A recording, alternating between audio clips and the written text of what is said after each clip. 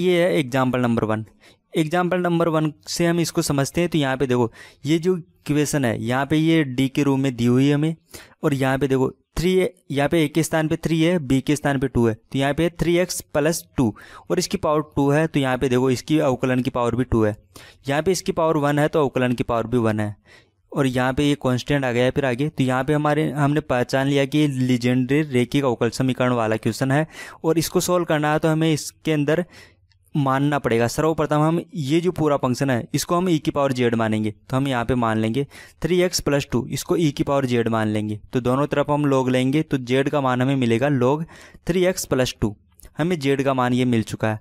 अब हम इसको करेंगे सब्स्टिट्यूट, जो हमने अभी पढ़ा था। तो हम यहाँ पे देखो इस तरह से करेंगे, ax + b dy/dx होता है, तो हम उसको लिखते हैं a dy, लेकिन यहाँ पे d का मतलब क्या है, d/dz, और d/dz है। और यहाँ पे देखो डबल होगा तो डबल के लिए क्या करेंगे, a⁻2 d-1, और यहाँ पे d का मान है d/dz, ये आता है यहाँ पे। लेकिन यहाँ पे देखो यहाँ पे पहले से हमें d दे दिया, और इस d का मान है यहाँ पे d/dx, ये है इसका मान। तो क्योंकि यहाँ पे देखो ये तो हमारा क्वेश्चन था, और क्वेश्चन में तो ये दे रखा, लेकिन अब हम इसको चेंज कर दिया, हमने तो ये मान लिया, तो हमें यहाँ पे d लिखना पड़ेगा। लेकिन d नहीं लिख सकते अब, क्योंकि d तो इसमें पहले से आ गया, तो हम d के स्थान पे d' लिखेंगे।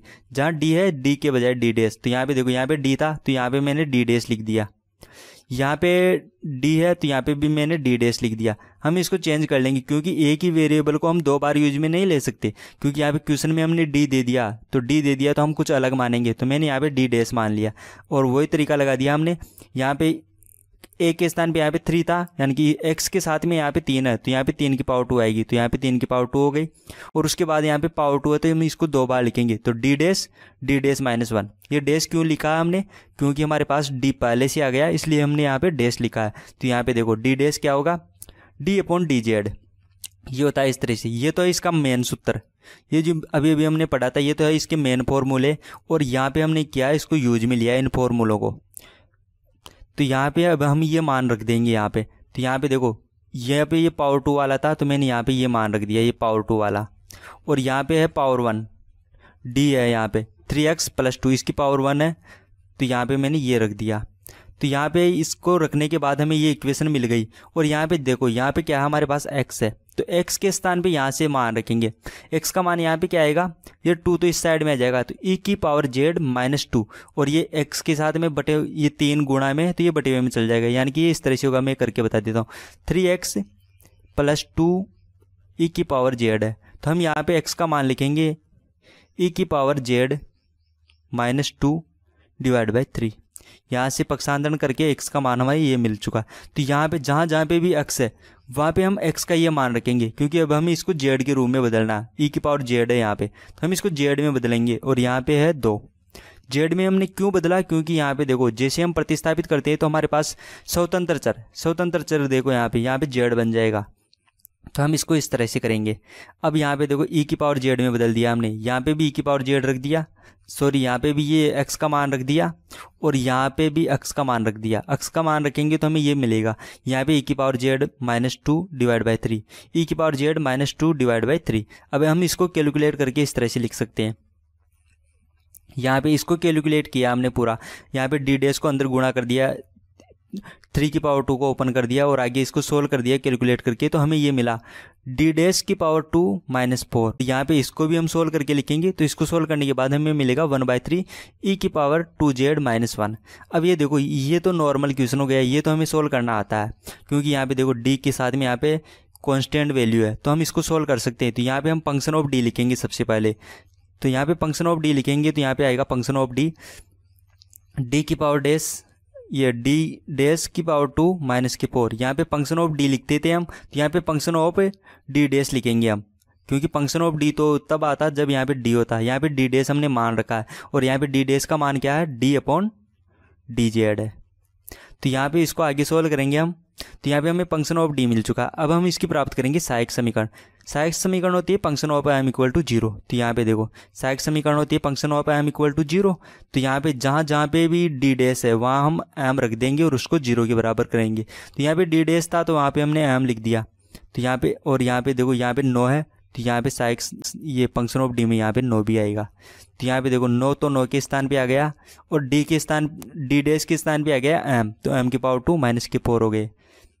तो यहाँ से हमें एम के मान मिलेंगे। तो एम के यहाँ पे एम का मान मिल चुका है हमें यहाँ पे 2 और माइनस के 2, क्योंकि देखो यहाँ पे एम ये 4 है, 4 इस साइड में जाएगा तो प्लस के 4 हो जाएगा। तो यहाँ से एम के 2 मान मिलेंगे, प्लस माइनस 2, तो प्लस के 2 और माइनस के 2। एम के हमारे पास 2 मान हो चुके। अब हमें एम मिल चुका है, अब हम लिखेंगे इसका सी एफ। तो सी एफ आएगा इस तरह से, ये हो चुका है इसका सी एफ। अब सी एफ हमें मिल चुका है, अब हम प्राप्त करेंगे इसका पी आई। तो पी आई प्राप्त करने के लिए हम पी आई का फॉर्मूला लगाएंगे। पी आई का सूत्र होता है 1 function of D into Q. Q के स्थान पे देखो यहाँ पे ये दिया हुआ है हमें, तो क्यू के स्थान पे मैंने ये लिख दिया ई की पावर 2z माइनस 1/3। ये हो गया मेरा क्यू का मान। अब यहाँ पे देखो फंक्शन ऑफ डी है और फंक्शन ऑफ डी हमारे पास ये है, तो यहाँ से फंक्शन ऑफ डी का मान रखिए, इसको आगे सोल्व करेंगे।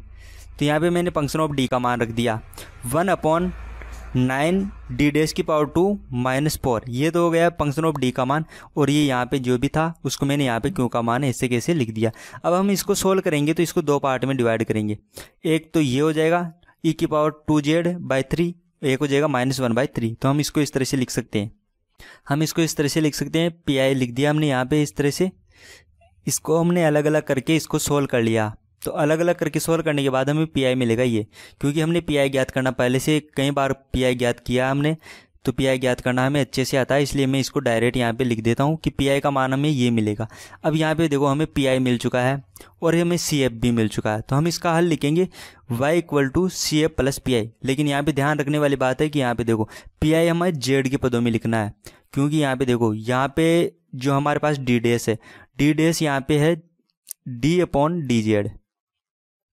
तो ये d/dz वाला क्वेश्चन है। यहाँ पे देखो यहाँ पे स्वतंत्र चर है हमारे पास z, और पी आई के अंदर स्वतंत्र चर आता है यहाँ पे। तो यहाँ पे स्वतंत्र चर यहाँ पे z है, इसलिए यहाँ पे z आया। और सी एफ के अंदर भी आप देखोगे तो सी एफ के अंदर भी यहाँ पे देखो z आ रहा है। कहीं पे भी अक्स नहीं लिखना है, यहाँ पे हमें z लिखना है। क्यों? क्योंकि यहाँ पे स्वतंत्र चर हमारे पास z है।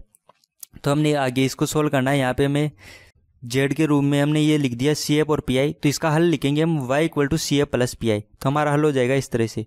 इसको हम थोड़ा सा कैलकुलेट करके इस तरह से लिख दिया, 4 को बाहर कॉमन लिख दिया, तो ये भी पी आई है। आप ये भी यूज में ले सकते हो और ये भी यूज में ले सकते हो।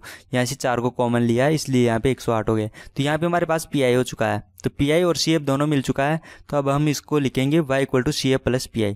तो इसका व्यापक होगा y = CF + PI। तो सी एफ और पी आई को ऐड करके हमने लिख दिया, लेकिन ये तो जेड के पदों में आया है, हमें जेड को हटाना है यहाँ पे, क्योंकि जेड का मान हमारे पास है ये। तो जेड का मान हम रखेंगे log 3x + 2। तो जेड का मान जैसे मैं यहाँ पे रखूँगा तो हमें ये इक्वेशन मिलेगी C1 3x + 2 की पावर 2, C2 3x + 2 की पावर -2 प्लस 1/108 3x + 2 की पावर 2 log 3x + 2 + 1। ये हो जाएगा हमारा हल। एग्जाम्पल नंबर 1 का आंसर हो चुका है ये। यहाँ पे ये e की पावर 2z है और यहाँ पे z का मान हमने रख दिया log के पदों में, जो भी हमारे पास यहाँ पे है log 3x + 2। ये मान रखने के बाद ये कैसे आया है, तो ये log की प्रॉपर्टी से आया है। log की प्रॉपर्टी आप पढ़ लेना एक बार, उससे आपको पता चल जाएगा कि हमने इसको इस तरह से कैसे लिख दिया।